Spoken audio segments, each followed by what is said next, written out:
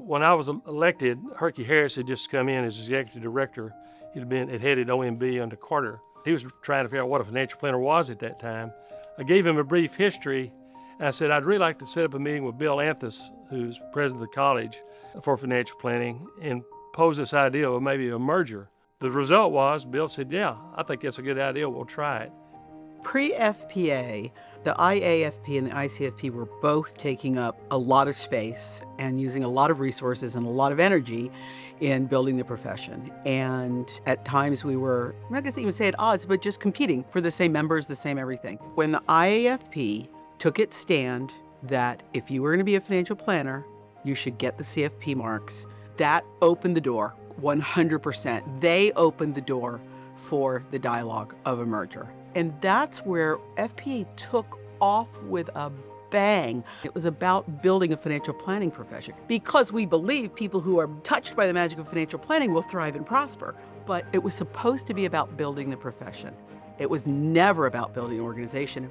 Warren Dutton was the brainchild behind all of this stuff. When he's called the father of financial planning, he was, because when I came into it and met with people like Kay Beard, Don Petty, all those people, everybody goes back and credits Warren Dutton. He's the one that got the big companies to start endorsing financial planning and the concept of financial planning. You go through the years, Ross Levin, Larry Carroll, Eileen Sharkey, John Cahill, Bill Shearer, Alex Armstrong were all very important on the IAP side. Henry Montgomery, I served 3 simultaneous years on both boards. So I knew Graydon Calder and Henry Montgomery and the leaders, Ben Coombs. I knew all those people and still do. We've lost a lot of them. Everybody had different views on where the profession should go and how it should get there. But the one common thread through all of that is they wanted to build a profession that was respected by the public through all of those leadership. This is probably where designation neutrality came from, is like, we're about the process, no matter who's practicing it. And they were right. The process is powerful. It is transformative. And yet it's so powerful, it can only really be trusted in the hands of highly competent, trained, ethical practitioners. But you can tell a really clear, powerful story about CFP practitioners who are wielding the power of financial planning. And so this is where the board eventually all coalesced. Both boards eventually coalesced around this. There was just an extraordinary explosion of energy that all took place within, a dozen or 13 years. I think about other periods, and the merger in the late 90s was one of those periods where there was an explosion of activity. There were a couple of years spent pulling it all together and getting everyone aligned. And then FPA burst out of the gate on January 1 of 2000, ready to rule the world. There's so much noise in the marketplace around designations, specialties, and so having some sense of unity around the profession just made a lot of sense to me. And why duplicate those efforts when you can have a single entity, right, that can pull together a greater group of people, appeal to a broader swath of the profession, right, provide more services. It's just a good business decision.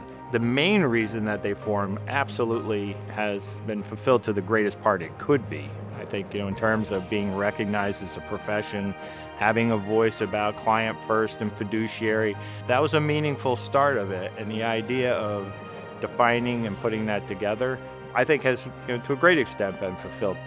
Dwayne Thompson, give him a lot of credit for figuring out a way to work with the attorneys in a way that a little nonprofit like us could go up against the SEC and some of the much more moneyed parties that were in favor of the exemption. I can't even imagine how many millions of people and trillions of dollars right now would not be subject to a fiduciary duty had we not done that. So the impact of that thing is phenomenal. Investment management is not financial planning, it's just one small part of it, but at least for that bit of it, we took a stand, and I think consumers are much better off of it because they're being served under a standard that's appropriate for what they're getting, advice. Business models are shifting, there's new fee structures, and FPA has been there right along our members, helping them to do what they do, build their business, and that's ultimately what we're here to do, is serve clients, serve society, serve our communities, and it's not always quantifiable on that piece, but FPA provides so many opportunities for people to plug in, find where they're passionate about, and grow personally and professionally, which then impacts their business impacts the profession, impacts society. FPA attracts really, really good people. And some of the firms that I worked at early on in my career did not have, the most people-centered type advisors. They're more focused on making money and selling products and the Wolf of Wall Street game. And so being around people in FPA who actually cared about helping clients and, enhancing their personal development and making the world a better place felt so important and key to who I am and who I want to be in this industry. I think what FPA does best is networking at the local level and making experiences at the national level. I think that's the biggest benefit that I've gotten out of it at the last 7 years. And one of my favorite things to say is just by being involved in FPA at the national level, it's safe to say that I have a friend in almost every single major city in the United States because of that. If I didn't have FPA and that networking capability, I would have never been able to create such a vast network. Well, I definitely believe that it is more essential today. First of all, there are so many more people that need financial planning in their lives. Having a roadmap, so to speak, and again, having that support system and having somebody who's already done some of the work, I don't have to go and try to figure out if a new law is coming out, right? I don't have to go and fight that battle by myself. I know that, FPA advocacy is going to help with that and be on top of that. So I think as you have more people, it's definitely essential for the younger generation coming behind us, the trailblazers that are coming behind us. We're going through a lot of changes politically, socially, economically, technologically with AI and whatnot. And we as an association continue finding our purpose and we align that purpose with our members' purpose. I think it's going to be only more and more and more important. There's a lot of forces that oppose any big initiative like financial planning. And the only way to be able to thrive as a profession is to come together, and that's what a place like the FPA is for. We created FPA for FPA to build and grow the planners, the CFPs, and build the profession.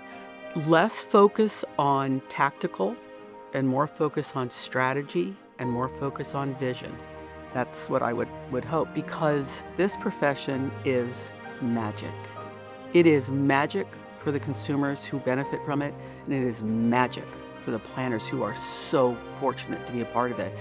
And that magic swirls around us, but it's not being shared with the world. And the people who can do that, the organization who can do that is FPA. So there's this opportunity that we need next gen. We need new financial planners in our industry that are doing good work. So it's extremely exciting. I just say find the right firm or the right organization like FPA to support you through those couple of years of learning and getting into the industry, because 3 to 5 years from now, there's amazing opportunity that's going to be there regardless if you're the best financial planner or not. As long as you're doing good work for your clients and you're supporting yourself through the firm and through your association like FPA, then that opportunity is there for you to take. I think that FPA's opportunity is going to be to continue to look with fresh eyes at how do we inspire and motivate financial planners to participate in our community, and also to listen very closely to what do they need, not only to be great financial planners, but also to elevate members of their local communities as well, because we all got into it because we wanted to make a difference. And we can do that by ourselves, but how much more difference can we make if we are doing this collectively together? Well, happy anniversary, FPA, on 25 amazing years. I look forward to watching the future as we continue to grow the recognition of our profession. Good luck in the future, and congratulations on this day. Happy 25th, FPA. For a long time, I didn't think you would have one anniversary, much less 25. Congratulations on a great history. Happy 25th anniversary, FPA. I encourage everyone to really revisit and commit to the roots of this organization, to take it into the next 25 years and build a profession that is beyond even our wildest imagination at this point. Happy 25th anniversary, Financial Planning Association. I've been delighted to be on the journey, and I can't wait to see what we have ahead of us in the next 25 years. Let's go, baby.